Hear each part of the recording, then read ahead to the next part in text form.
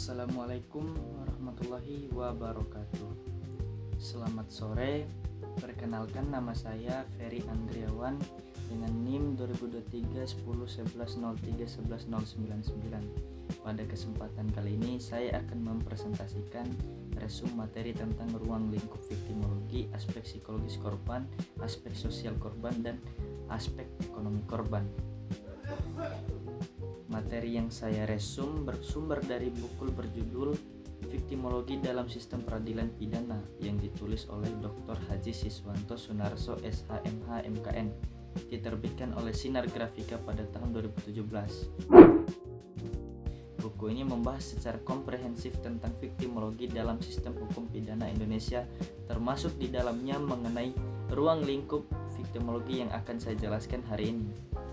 Sebelum masuk ke ruang lingkup viktimologi, izinkan saya menjelaskan terlebih dahulu apa itu viktimologi. Viktimologi adalah ilmu yang mempelajari tentang korban kejahatan, berasal dari kata victima, berarti korban, dan bahasa Yunani, yaitu logos yang berarti ilmu pengetahuan. Viktimologi merupakan ilmu yang berkembang dari kriminologi, namun memiliki fokus yang berbeda. Jika kriminologi berfokus pada pelaku kejahatan, maka viktimologi berfokus pada korban kejahatan. Mengapa viktimologi penting? Karena selama ini dalam sistem peradilan pidana, perhatian lebih banyak tertuju pada pelaku kejahatan, sementara korban yang sebenarnya paling menderita justru sering terabaikan. Oleh karena itu viktimologi hadir untuk memberikan perhatian khusus terhadap korban, memahami kondisi mereka, dan memberikan perlindungan serta pemulihan yang mereka butuhkan. Sekarang kita masuk ke topik utama kita hari ini, yaitu ruang lingkup viktimologi.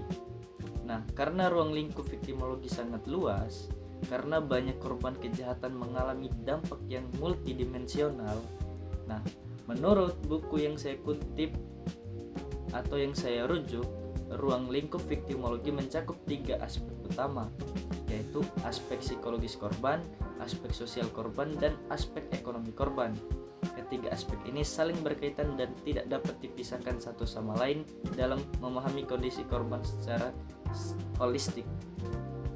Pemahaman komprehensif terhadap ketiga aspek ini sangat penting untuk memberikan perlindungan dan pemulihan yang tepat bagi korban. Mari kita bahas satu persatu secara mendalam. Aspek pertama yang kita bahas adalah aspek psikologis. Aspek psikologis adalah aspek yang sangat penting dalam viktimologi karena membahas tentang dampak kejahatan terhadap kondisi mental, emosional, dan kejiwaan korban. Dampak psikologis ini seringkali tidak terlihat secara kasat mata, namun sangat mendalam dan dapat berlangsung dalam jangka waktu yang lama, bahkan seumur hidup korban.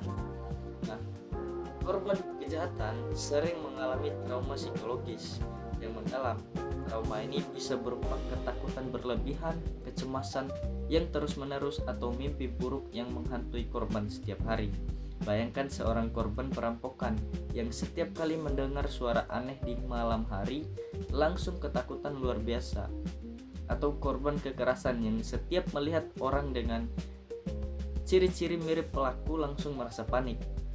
Trauma semacam ini dapat mengganggu kehidupan sehari-hari korban secara signifikan. Dalam kasus-kasus kejahatan yang lebih berat seperti kekerasan seksual, pembunuhan anggota keluarga, atau penyiksaan, korban dapat mengalami kondisi yang lebih serius yang disebut post traumatic stress disorder atau PTSD.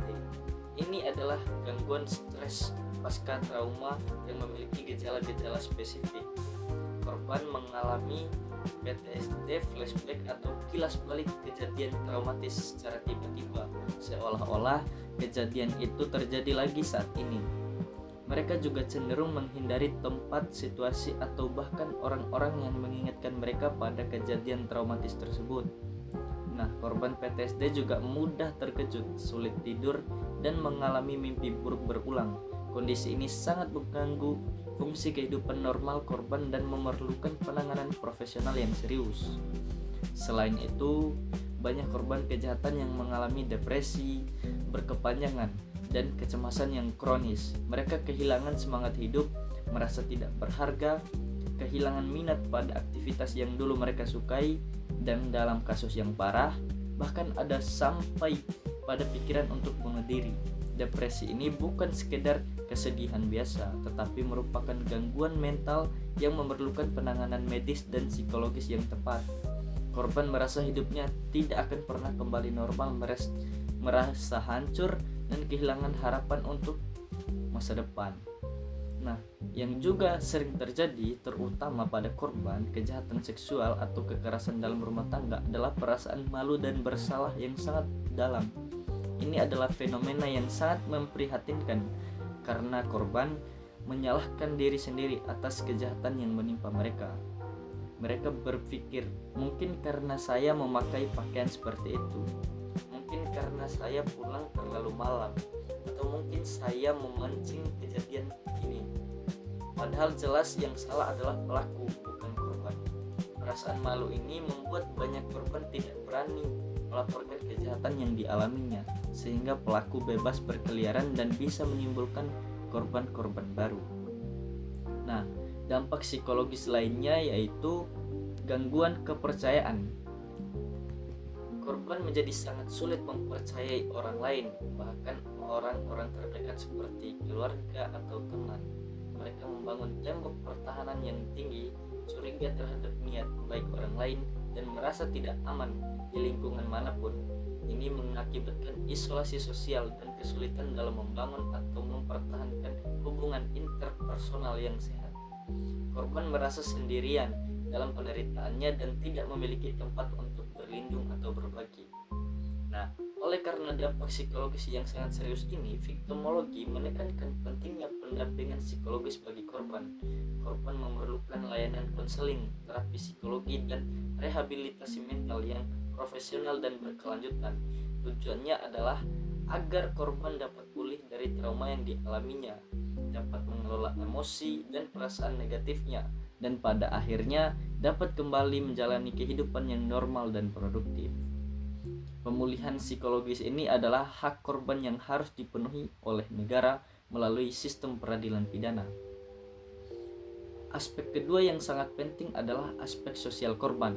Aspek sosial membahas tentang dampak kejahatan terhadap hubungan sosial korban dengan lingkungan sekitarnya, termasuk keluarga, teman, tetangga, dan masyarakat luas. Kejahatan tidak hanya melukai korban secara individual, tetapi juga merusak jaringan sosial dan hubungan interpersonal yang telah korban bangun selama ini. Salah satu dampak sosial yang paling menyakitkan adalah stigma dan diskriminasi sosial yang dialami korban. Korban kejahatan, terutama korban pemerkosaan atau kejahatan seksual, sering mengalami stigma negatif dari masyarakat. Mereka dicap sebagai korban yang memalukan, aib keluarga, atau bahkan disalahkan atas kejadian yang menimpa dirinya. Masyarakat seringkali berkata, pasti karena dia keluar malam, pasti karena pakaiannya yang mengundang, dan pernyataan-pernyataan menyalahkan korban lainnya. Nah, fenomena ini disebut dengan victim blaming atau menyalahkan korban. Padahal jelas yang bersalah adalah pelaku kejahatan, bukan korbannya. Namun sayangnya budaya victim blaming ini masih sangat kuat di masyarakat kita sehingga menambah beban penderitaan korban. Nah, akibat daripada stigma dan victim blaming tersebut, banyak korban yang mengalami isolasi sosial yang sangat menyakitkan. Mereka dijauhi oleh teman-teman, tetangga, bahkan tidak jarang oleh keluarga sendiri. Korban merasa dikucilkan, tidak diterima di lingkungan sosialnya, dan kehilangan jaringan dukungan sosial yang seharusnya menjadi tempat mereka berlindung. Bayangkan betapa sakitnya seseorang korban yang selain harus menanggung trauma dari kejahatan yang dialaminya, juga harus menghadapi penolakan dan pengucilan dari orang-orang di sekitarnya. Nah, isolasi sosial ini membuat korban merasa sangat sendirian dan tidak memiliki tempat untuk kembali. Kejahatan juga dapat mengubah status sosial korban dalam masyarakat secara signifikan. Misalnya, korban penganiayaan yang mengalami cacat fisik permanen mungkin kehilangan pekerjaan karena tidak dapat bekerja seperti sebelumnya. Mereka yang tadinya mandiri dan produktif tiba-tiba tiba-tiba menjadi bergantung pada bantuan orang lain. Status sosial mereka di masyarakat berubah, mereka kehilangan peran dan fungsi sosial yang dulu mereka miliki. Nah, perubahan status ini tidak hanya berdampak ekonomi, tetapi juga psikologis dan sosial karena korban merasa kehilangan identitas dan harga diri mereka. Ada juga yang disebut dengan viktimisasi sekunder. Ini adalah viktimisasi atau korban kedua yang dialami korban setelah kejahatan terjadi, bukan dari pelaku, tetapi dari sistem atau masyarakat. Contohnya adalah perlakuan tidak sensitif dari aparat penegak hukum saat korban melapor. Nah, korban harus berulang kali menceritakan kejadian traumatis yang dialaminya kepada polisi, jaksa, dan hakim dengan pertanyaan yang terkadang menyudutkan atau tidak sensitif. Ada juga pemberitaan media yang tidak melindungi identitas korban, bahkan ada yang sampai menyebarkan foto atau video korban. Nah, proses hukum yang berbelit-belit dan memakan waktu lama juga menambah penderitaan korban. Viktimisasi sekunder ini sering sama menyakitkannya dengan viktimisasi primer dari pelaku, karena korban merasa diperlakukan tidak adil oleh sistem yang seharusnya melindungi mereka. Nah, dampak sosial lainnya adalah kerusakan hubungan keluarga. Kejahatan dapat merusak harmoni dan keintiman dalam keluarga. Misalnya, dalam kasus kekerasan dalam rumah tangga atau KDRT, keluarga terpecah belah, anak-anak menjadi korban situasi hubungan suami istri hancur dan dinamika keluarga berubah total. Atau dalam kasus pembunuhan, keluarga korban mengalami duka yang mendalam dan berkepanjangan. Mereka kehilangan anggota keluarga yang dicintai dan harus berjuang keras untuk bisa melanjutkan hidup. Perubahan dinamika keluarga ini berdampak pada semua anggota keluarga, bukan hanya korban langsung. Oleh karena itu, dukungan sosial dari keluarga, teman, dan masyarakat sangat penting untuk pemulihan korban. Viktimologi mendorong terciptanya lingkungan sosial yang suportif, yang tidak menyalahkan korban, yang memberikan empati dan dukungan, dan yang memberikan rasa aman bagi korban untuk melaporkan kejahatan tanpa takut dikucilkan atau disalahkan. Masyarakat perlu diedukasi untuk tidak melakukan victim blaming, tetapi justru memberikan dukungan moral dan sosial kepada korban. Dengan dukungan sosial yang baik, proses pemulihan korban akan lebih cepat dan lebih baik. Nah, aspek ketiga yang tidak kalah penting yaitu adalah aspek ekonomi korban. Aspek ekonomi membahas tentang kerugian material dan dampak finansial yang dialami korban akibat kejahatan. Banyak orang yang hanya melihat dampak fisik dan psikologis dari kejahatan, padahal dampak ekonomi dan sangat signifikan dan dapat mempengaruhi kehidupan korban dalam jangka panjang. Yang paling mudah dilihat adalah kerugian material langsung. Ini adalah kerugian harta benda yang hilang atau rusak akibat kejahatan. Misalnya, dalam kasus pencurian, korban kehilangan uang, perhiasan, handphone, laptop, atau barang-barang lainnya. Dalam kasus perampokan, selain kehilangan barang, mungkin juga ada kerusakan pintu atau jendela rumah yang dipaksa masuk. Dalam kasus pengerusakan, properti korban rusak dan memerlukan biaya untuk memperbaiki. Dalam kasus penipuan atau penggelapan, korban kehilangan uang yang jumlahnya bisa sangat besar. Nah, kerugian material ini bisa mencapai puluhan bahkan ratusan juta rupiah yang tentunya sangat membebani korban. Kemudian ada biaya pengobatan dan perawatan. Nah, korban yang mengalami luka fisik akibat kejahatan memerlukan biaya pengobatan yang tidak sedikit. Mereka harus dirawat di rumah sakit, menjalani operasi, membeli obat-obatan, melakukan fisioterapi atau rehabilitasi medis lainnya. Untuk kejahatan yang mengakibatkan luka serius, biaya pengobatan bisa mencapai puluhan bahkan ratusan juta rupiah. Belum lagi jika korban memerlukan perawatan jangka panjang atau harus menggunakan alat bantu seperti kursi roda atau kaki palsu. Biaya-biaya ini sangat membebani korban dan keluarganya, terutama jika mereka berasal dari kalangan ekonomi menengah dan ke bawah. Dampak ekonomi lainnya yaitu kehilangan pendapatan. Akibatnya, korban kejahatan mungkin tidak dapat bekerja untuk sementara waktu karena harus fokus pada pemulihan fisik dan psikologis. Dalam kasus yang lebih serius, korban bahkan bisa kehilangan pekerjaan secara permanen, misalnya karena cacat fisik atau trauma psikologis yang membuat mereka tidak mampu bekerja lagi. Ini menyebabkan hilangnya sumber penghasilan keluarga. Bayangkan, jika korban adalah tulang punggung keluarga, maka seluruh keluarga akan terkena dampaknya. Mereka kehilangan pendapatan rutin, sementara pengeluaran justru meningkat karena biaya pengobatan dan kebutuhan lainnya. Ada juga biaya hukum yang harus ditanggung korban. Proses hukum memerlukan biaya yang tidak sedikit. Korban mungkin perlu menyewa pengacara untuk mendampingi mereka di pengadilan, membayar biaya transportasi untuk bolak-balik ke kantor polisi dan pengadilan, membayar biaya visum atau pemeriksaan forensik, dan biaya-biaya lain yang terkait dengan proses peradilan. Proses hukum yang berbelit-belit dan memakan waktu lama membuat biaya ini semakin membengkak. Ironisnya, korban yang seharusnya dilindungi justru harus mengeluarkan banyak biaya untuk mendapatkan keadilan. Dalam kasus-kasus tertentu, kejahatan dapat menjerumuskan korban ke dalam kemiskinan dan ketergantungan. Misalnya, seorang ibu tunggal yang menjadi korban KDRT harus membiayai hidup anak-anaknya sendirian tanpa dukungan ekonomi dari mantan suami yang menjadi pelaku, atau korban penipuan yang kehilangan seluruh tabungan dan jatuh miskin, atau korban perdagangan manusia yang kehilangan masa produktifnya dan sulit mendapatkan pekerjaan setelah dibebaskan. Korban-korban ini menjadi sangat rentan secara ekonomi dan mungkin harus bergantung pada bantuan orang lain atau negara. Yang paling memprihatinkan adalah dampak ekonomi jangka panjang. Beberapa kejahatan meninggalkan dampak ekonomi yang berlangsung seumur hidup korban. Misalnya, korban yang mengalami cacat permanen, kehilangan kemampuan mencari nafkah untuk selamanya.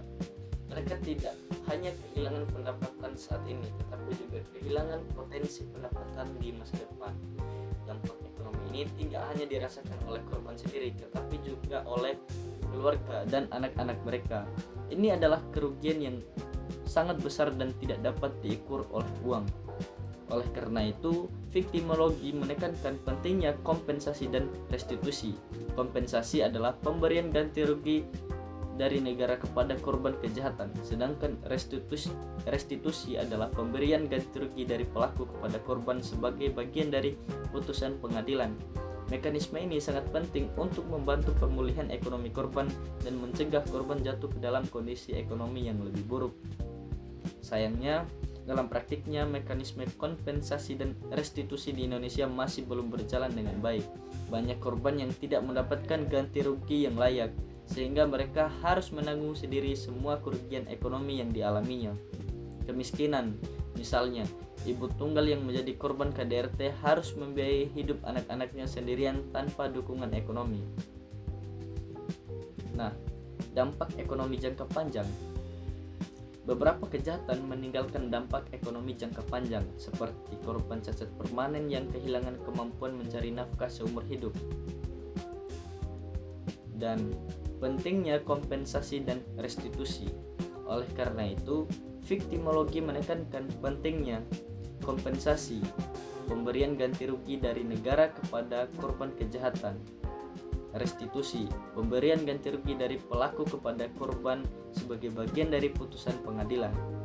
Hal ini untuk membantu pemulihan ekonomi korban dan mencegah korban jatuh ke dalam kondisi ekonomi yang lebih buruk. Jadi, kita dapat simpulkan bahwa ruang lingkup viktimologi mencakup 3 aspek penting yang saling berkaitan. Yang pertama yaitu aspek psikologis yang membahas dampak mental dan emosional korban. Yang kedua, aspek sosial yang membahas dampak terhadap hubungan sosial korban.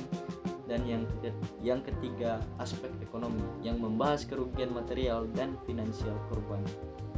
Ketiga aspek ini harus dipahami secara holistik untuk memberikan perlindungan dan pemulihan yang komprehensif bagi korban kejahatan. Viktimologi sebagai ilmu terus berkembang dengan tujuan agar korban kejahatan tidak lagi terabaikan dalam sistem peradilan pidana dan mendapatkan hak-haknya sebagai korban, termasuk hak atas perlindungan, kompensasi, dan pemulihan.